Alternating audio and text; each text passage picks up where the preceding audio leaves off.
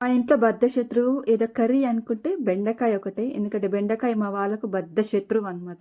అస్సలు తినరు. నేను మార్కెట్‌కెళ్తే గూడా మా పిల్లలు అక్కడికెళ్తే గూడా లాక్కొచ్చేస్తారనమాట వద్దు అనేసి. బెండకాయ తినండిరా బ్రెయిన్ పెరుగుతదంటే గూడా వద్దులే మమ్మీ మాకున్న బ్రెయినే చాలు ఇంకొద్దు అని అంటారు. సర్లే ఇగ వాళ్ళకి నచ్చినట్టు ఉంటది. వాళ్ళకి నచ్చినయి ఊకుంటానా? నేనెళ్ళినప్పుడు ఒక పావు కిలో సగమో అట్లా తీసుకొస్తాను. ఎందుకంటే పావు కిలో తీసుకొచ్చినా 2 టైమ్స్ ఇట్లా చారులాగా చేస్తాను. పులుపు వేసి చేస్తాం గదా! టేస్ట్ అయితే బావుంటది. మా పిల్లలు బెండకాయలు తీసేసినా ఉట్టి చారైనా తింటారు కదా! అలా గూడా బెండకాయ తిన్నట్టే గదా! అనేసి నా సాటిస్ఫాక్షన్ కోసం నేనైతే తీసుకొస్తాననమాట. ఇంక ఇవాళైతే బెండకాయ చారు చేశాను. చాలా బావుంటదండి టేస్టు. నేను మరిగేటప్పుడే స్మెల్ చూసాను. చాలా బావుంటది. పులుపు వేసి చేస్తాం కదా! శనగపిండి ఏస్తాననమాట నేను. చాలామంది ఏంటంటే బియ్యపిండి వేస్తారు. నేను కొంచెం శనగపిండి వాటర్‌లో కలిపి వేసేసాను.